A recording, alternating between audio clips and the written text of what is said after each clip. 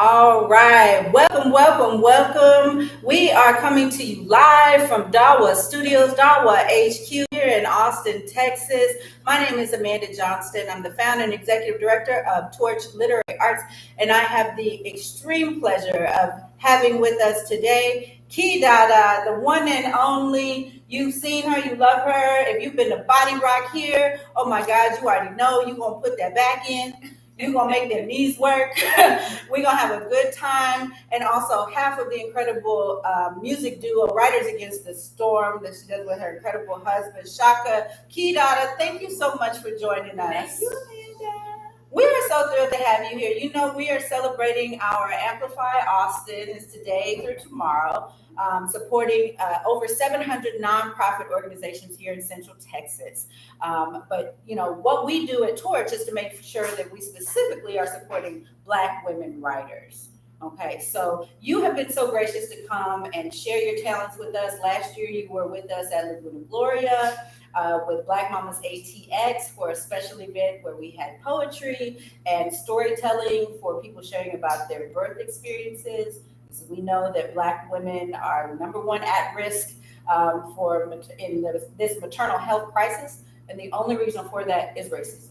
Studies have already shown that. So we thought, let's come together and bring together the power of words, the power of truth telling through storytelling to amplify that.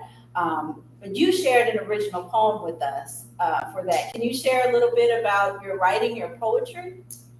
I started writing poetry. It's interesting. I started writing poetry before I started writing anything. Of course, I'm a lyric writer. I'm a rap artist. I also enjoy, somewhat essay writing at times. But really, my first love is being a poet. And I actually have not written in some time. And while I was pregnant, I had my baby about 2 years ago. But while I was pregnant, for whatever reason, poetry was just summoned quite a bit. And so I had written this one piece that I had shared at the event. And that piece was about the women who aren't bad, they're not baddies. They're not the ones that everyone roots for. They're not the ones that all the feminists are like, you're incredible. They're the CNAs. My mother was a CNA. You know what I mean? School teachers, people who were just like desperately trying to get children to focus and care for when no one was doing it at home. I was writing for them because when we talk about voicelessness and we talk about racism, we don't necessarily see that in the feminist space. We don't talk about it, unpack it enough in the feminist space. I talk to a lot of Black women who perceive themselves as feminists, but at the same time don't see themselves reflected in feminist, ethos. Right. Which is where we get womanists. Which is where we get womanists. I know some people who are feminists. They're like, I don't do feminism, but I am very feminine. I believe in the power of feminism and all that. And there's these different sects. And I think I heard one time someone was like, there's a particular brand, the different brands of feminism. And so my feminism, like one thing that I think is imperative, the reason I highlight these women is because they're never seen as sexual beings, right? I don't want to get too deep into it, but that's why we're here. Right? So they're not seen as sexual beings. And I think that's lovely because sometimes in this day and age, the people who are considered fierce are unapologetic in their sexuality, which is awesome. But there's a different type of ferocity in a heart that has to deeply caretake for someone and do the grueling things for humanity and for human bodies that no one wants to touch. And I just felt it was important to speak for that. Speak up for that the humanity, right? Yes, I think that's something too that Black people, Black women especially, do in a very unique and powerful way.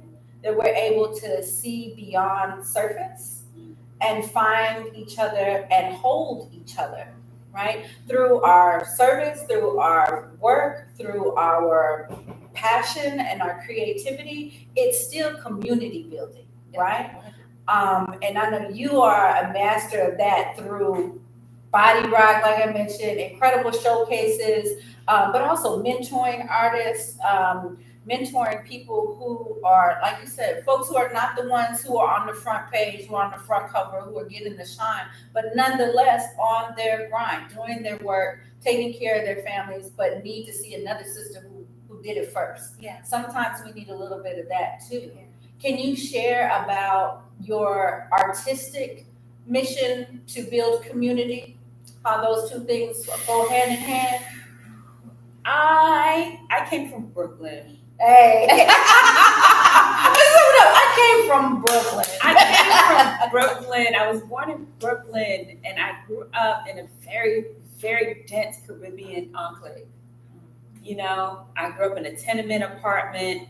Most people were living with 8 or 9 different family members, either coming in from the islands or whatever, or people just trying to, build themselves up before they move out into what some people would call Babylon.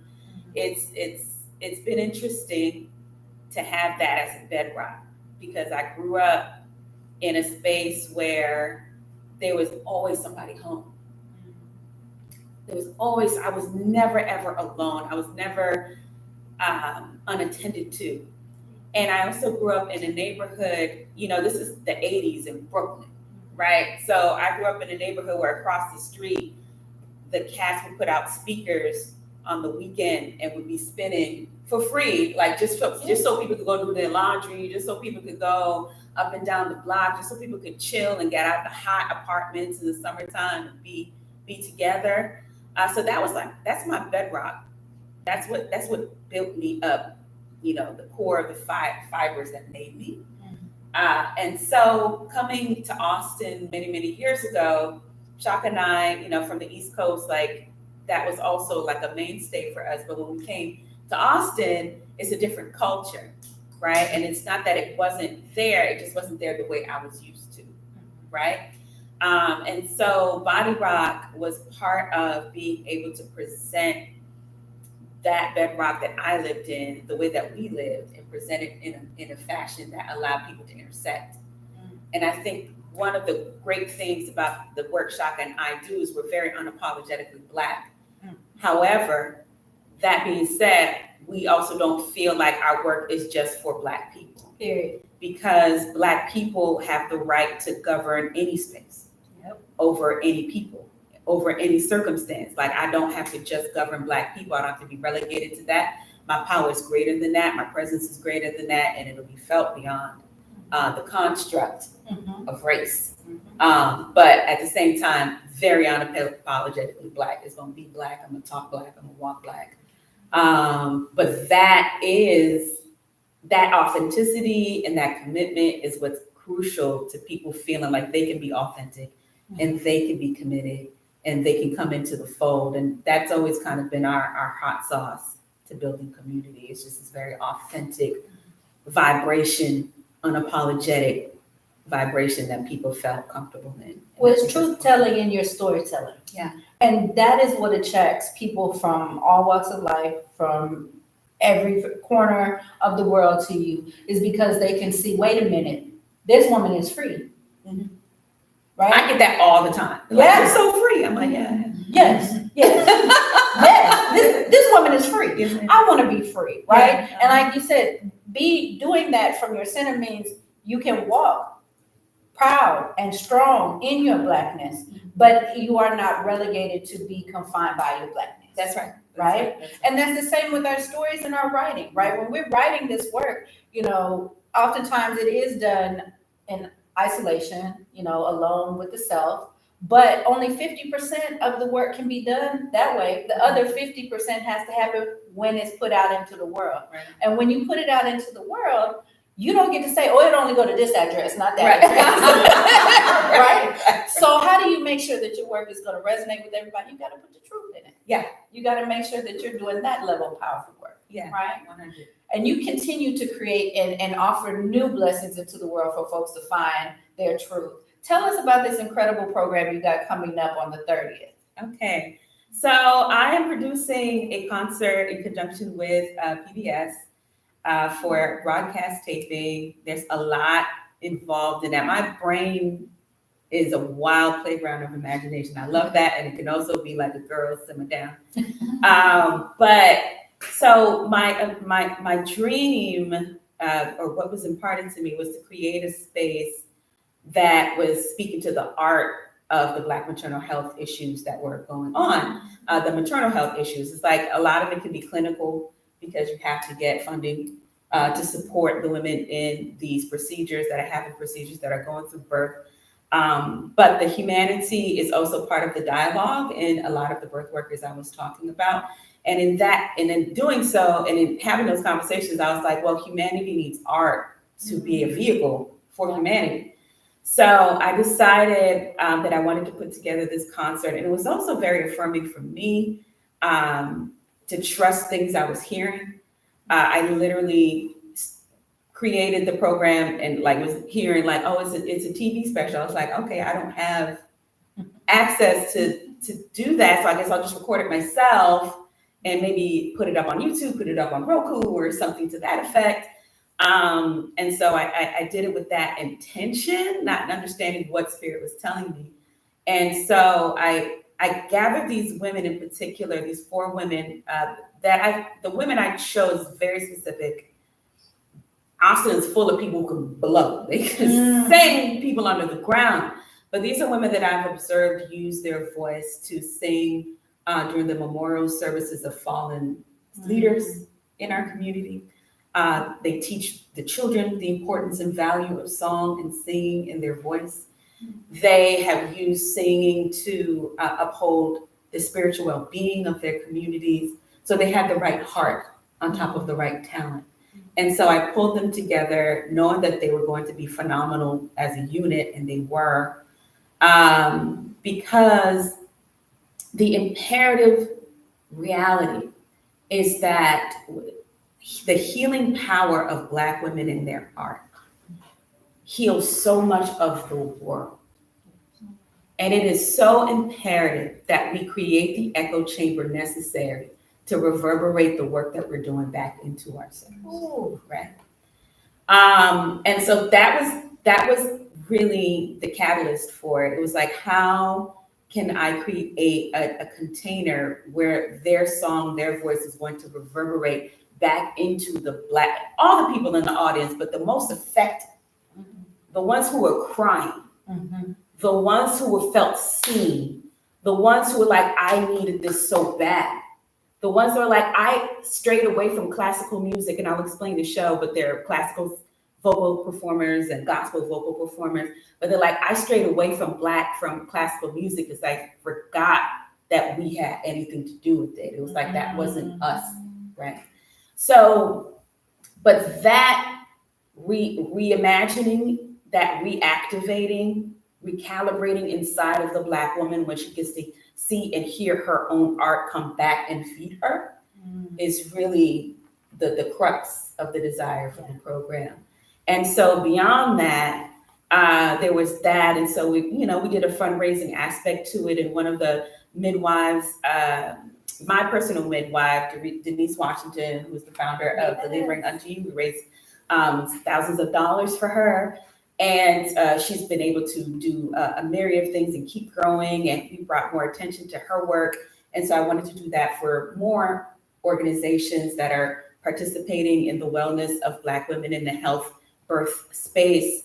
And furthermore, one of the vital components to it also that I'm really excited to put on screen is to bring my godmother, Queen Mother, I'm gonna try to say her whole name now because this is very serious, Pogito, Queen Mother, Reverend Dr. Mambo Asobwe Dowoti Desir Sememvo the First. Yes. Yes. Say it again. Child. Yes. To memorize, I gotta get it right. So, but she is an enthroned queen in Benin. She was born in Haiti, moved to New York when she was much younger. Went through the matriculations in Afro-spiritual systems, then repatriated back to Benin. There was a whole series of things, but came back to Benin and became the first queen mother to the African diaspora for Benin.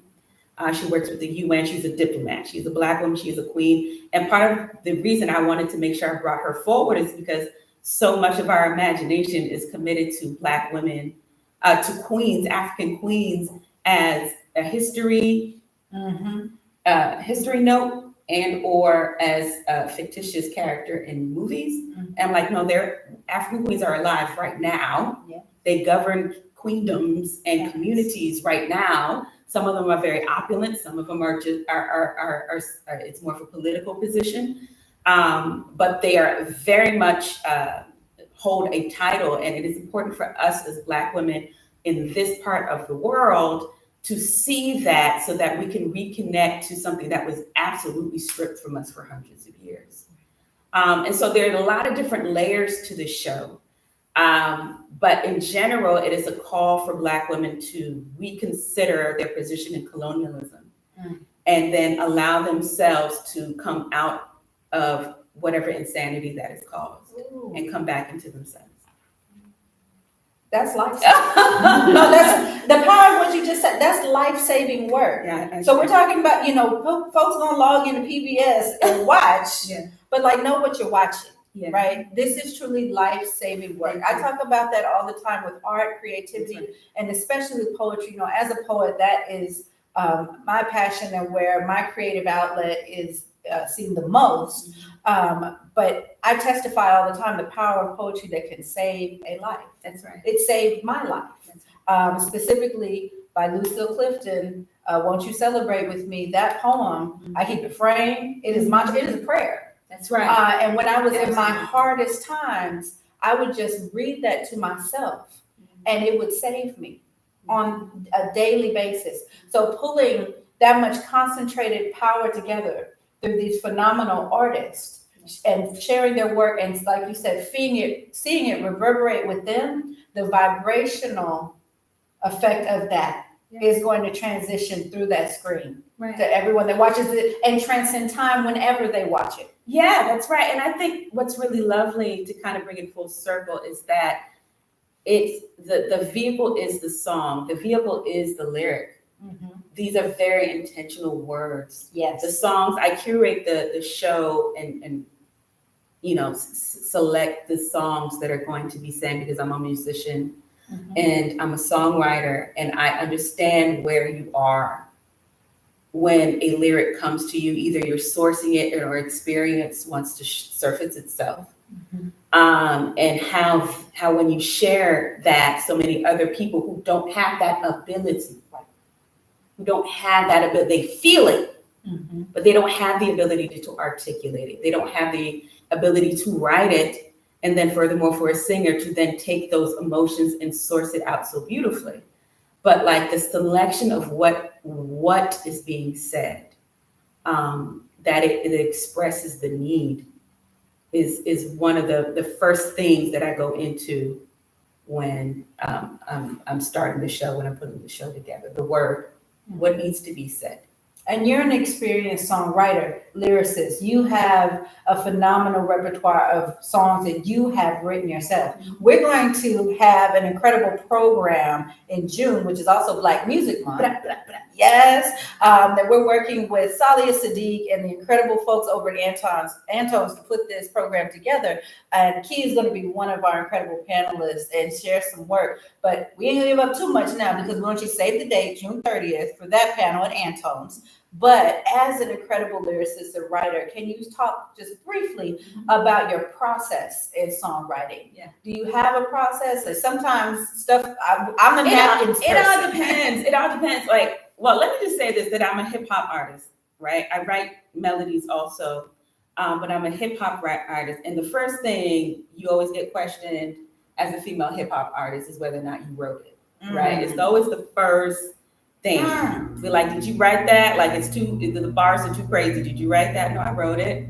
So you always want to say, I just want to say that. Just stop asking me that. Written by. You know what I mean? I've had people ask me if my husband wrote it and I spit it. I'm like, he wouldn't be married to me if he had to write it. I guess. Baby. So Calm down. The queen is talking.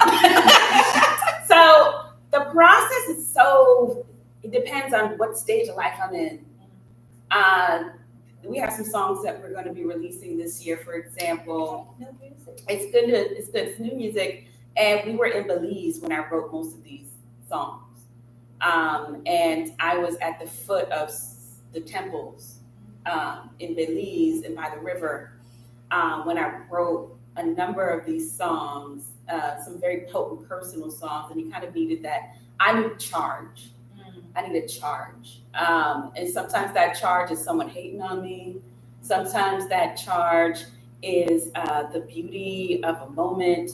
Sometimes that charge is the delicate nature of my love life.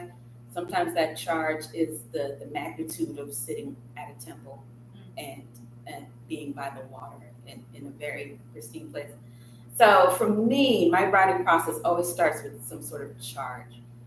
And it can also be sourcing, right? So sometimes it's just, I don't know where this is coming from.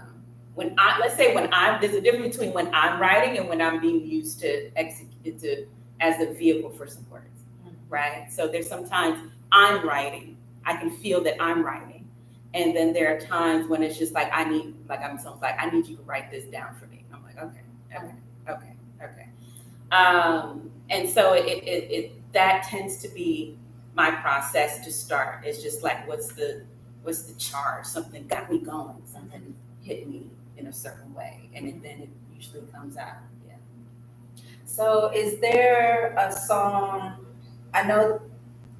And that's why I asked him what's my favorite poem that I wrote. So I'm not going to do that. Right. But I do want to say, you asked the question: is there a song that you released that you were really excited or curious to see, like, it make a specific impact? Yes. Okay. We have so many great songs. There was this one song. It's one song called "Black Girl Payday." Yeah, y'all better run and listen to Black Girl Payday right now. And it usually goes off when we perform it. But "Black Girl Payday" I wrote because I was getting into my family tree, and I learned that Jean-Jacques Dessalines, who was the general that ousted Napoleon out of Haiti, his wife was an incredible woman. Like, no, I mean, like, bad. Like, she was gorgeous. They sold her as a concubine. She had whoever bought her, marry her and make it legal. And then she was an herbalist. So there's no proof that she killed him, but I think she killed him. Then owned the plantation, bought her parents out of slavery, bought her mother out of slavery. And I remember channeling her. And I remember her saying, like, talking to me about the moment when she came back for the funeral or whatever, and everything was done. And she just sat on her veranda and breathed like she hadn't breathed before, right? And so it had me write this song, "Black Girl Payday." Black girl, when you wake up, say what? Where's my payday? Like, I think about the day that she was just like, today's the day. I'm going. It's going to go down today. He may not make it today. Like, but I'm getting paid today. Today's the day. And so that elegance, revolutionary elegance, though, it wasn't taking up arms. It wasn't mischief, as people might put it. It was absolute elegance to say, in that time, to be in bondage, to say, no, I am worthy. I am worthy. And so to see all people of all racial makeups sing that song, because they're like, you know what, Black women need to get paid. Period. It doesn't matter. You don't have to be a Black woman to root for me. She needs to get paid because she's done enough. Yes. She's done enough. Yes. Oh my God. Seriously, if you haven't listened to Black Girl Payday, that's one of my favorite songs. Of all of your songs, you've got so many wonderful hits. And that's a great segue to talk about the work we do at Torch. The Torch Literary Arts, that's what we founded. A founding principle is to make sure that we are paying Black women for their work, right? So all of our features on Torch Magazine online get paid. All of our features who present and share in readings and presentations or facilitate workshops get paid. We do not believe in unpaid labor, right? You've done enough. You shared your gifts with us. you should be compensated for that work. And yes, that goes to all artists, but we know Black women's labor is undervalued but needed the most in this world, depended on the most in this world. So at Torch, we make sure that Black women are paid. So your support of our Amplify Austin campaign helps to make sure that we're able to continue paying respectable pay rates and honorariums to all the incredible writers that we work with. Dada, thank you so much for visiting with us. Thank you to our audience for being here. Thank you to the folks who watched online. Go to Amplify Austin or amplifyatx.org and make sure that you find Torch Literary Arts and make your donation today. You can also enter to win some incredible prizes by going to our Instagram page, liking the prize post, following Torch, and tagging a friend. Some of the incredible prizes we have include jewelry by Kendra Scott. Yes, that we'll be giving away. We'll be giving away some incredible books. We have a gift card for books from Book People that we'll be giving away. And we have a special prize courtesy of the San Antonio Spurs. This is a signed Devin Vassell jersey. Signature right there on the back. So, you know what I've been saying, we got a lot of incredible community partners and sports teams, including Round Rock Express, including the WNBA, Dallas Wings, have donated tickets. A lot of incredible community partners have come out. We don't play about Black women writers, but we appreciate our Texas sports teams for coming through with these incredible prizes we give away. There's a whole list of prizes online. Again, amplifyatx.org. Thank you so much for supporting Torch. Thank you so much, Keith, for being with us. Y'all have a wonderful evening. Okay.